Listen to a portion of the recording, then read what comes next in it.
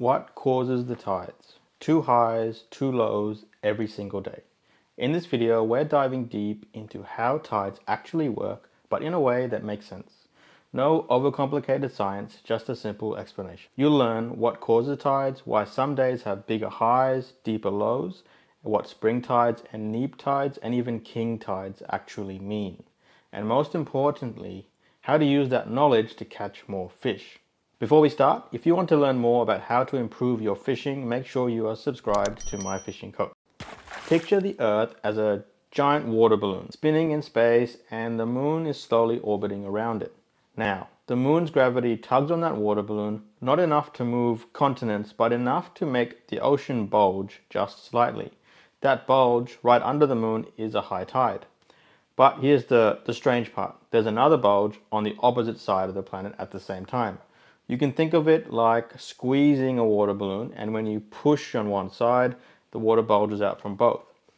As the Earth spins, your coastline passes through those two bulges, and that's why we get two highs and two lows every single day. Now, it's not exactly 12 hours apart because while the Earth's spinning, the moon's moving too, so it takes about 24 hours and 50 minutes for the same tide pattern to repeat. Some people explain this a little differently, and if you do some research, you will find a few different other ways of it being taught. Neil deGrasse Tyson, who is a renowned astrophysicist, has his own version of how it works. I highly recommend you look it up if you get the chance. But honestly, the important thing, regardless of the explanation, one thing that is consistent for most of us, there are two tides a day and two highs, two lows. And that constant motion, that push and pull of the ocean is what gets the fish feeding. When the water starts moving, bait moves, predators move, and that's when you want to be there with your rod in hand.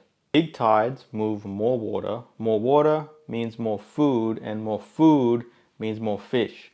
Now, not every tide is the same size. Some are small, gentle tides, and others are massive, like someone turned on the tap. But the difference comes down to the moon, the sun, and where they line up. When the moon, earth, and sun are all roughly in line, either during a new moon or a full moon, their gravity combines and you get bigger high tides and lower low tides.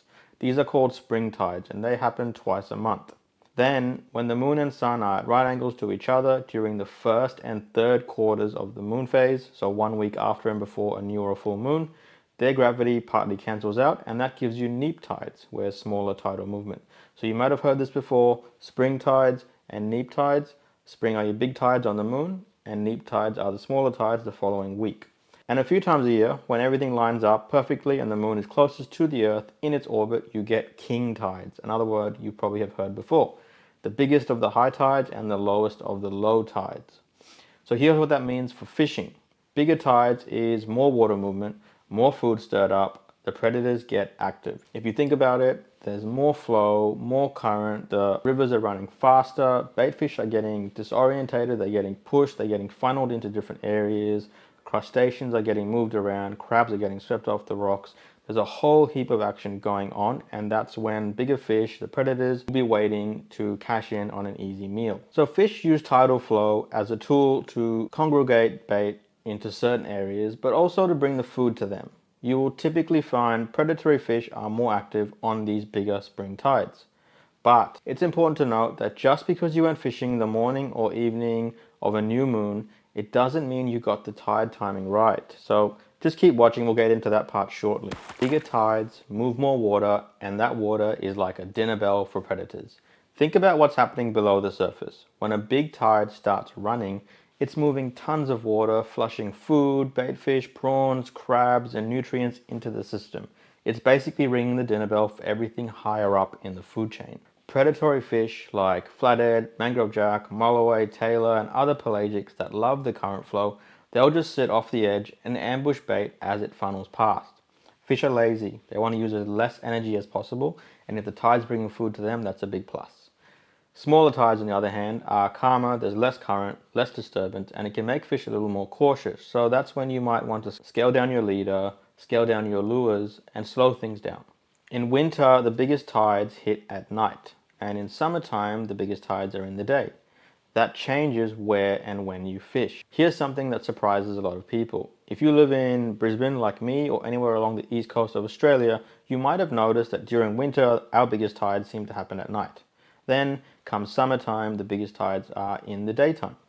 That's not random. It's all about the tilt of the Earth and the Moon's orbit. I won't go into the specifics because it's very complicated, but in winter, when the Moon tends to pass overhead during the night, your biggest tide. So if you're looking for the biggest tide of the day, that might not necessarily be in the morning when you went fishing on that new moon.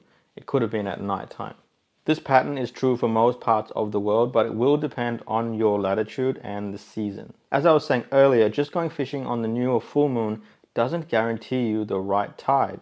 You need to actually check the size of the tide with a tide chart to see whether the bigger tide is during the day or night. You can actually track the tide height changes throughout the year on your tide chart. You will notice that the bigger tide might be during the nighttime in, say, June, and then as the year progresses, that will slowly shift to being bigger in the day come October, November. So here's my take on this. Is it possible that we catch certain fish at certain times of the year purely because of the tide? For example, I can find lots of mulloway at a certain spot during the warmer months. However, once it cools down, I don't see them as much. Have they moved on, or have they just shifted with the tide that is now bigger at night? Because in the warmer months, that tide is biggest during the day, and once it cools down, those bigger tides are at nighttime.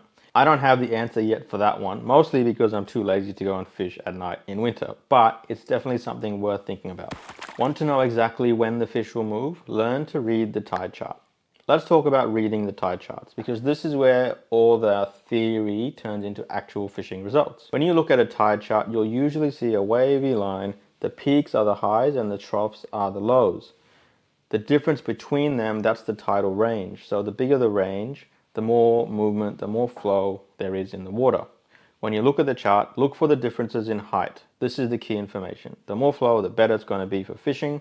And don't limit yourself to just fishing on the new or full moons either. We go fishing whenever we get the chance, right? So fish don't just wait for those 2 weeks where the moon is full or new to feed. So what you can do is look at the tide chart and pick when there is more current flow, when there's a greater difference between the high and the low, and go during that time of the day. It's important to always check what the chart's location refers to. By that, I mean a tide chart will be for a specific location, and that tide will be referring to that particular spot. So if you're going somewhere else in that river or in that estuary, then the tide timing is going to be different. So you need to know how far off that is. Normally you can look up the tide offset, so it might be plus a certain amount of time or minus a certain amount of time.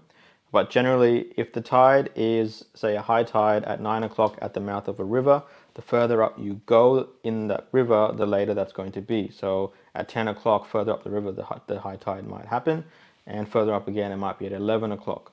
So it's just important to know that when you are checking the tide, you understand what timing it actually is giving you so you can get that correct. That level of understanding lets you plan perfectly when to launch, when to fish, and when to move. And if you're smart about it, you can avoid fishing those slack tide quiet periods by moving with the tide and keeping with it as it's running. Moon phase, tide height, run in, run out, nail these and you'll start catching more fish.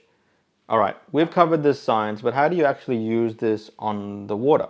Here's how I look at it. New and full moons, as we've said, give you those big spring tides, heaps of flow, big highs, strong feeding activity. Quarter moons, smaller tides, less current. If we can, we want to be fishing around those spring tides.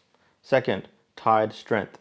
If you're chasing fish that love current, tailor, flathead, jacks, pelagics, reef fish the stronger tides. If you're chasing brim or whiting on the flats, look for smaller tides with that smaller flow. Sometimes you might need less flow in order to efficiently fish a spot, so this is when you would look for those neap tides.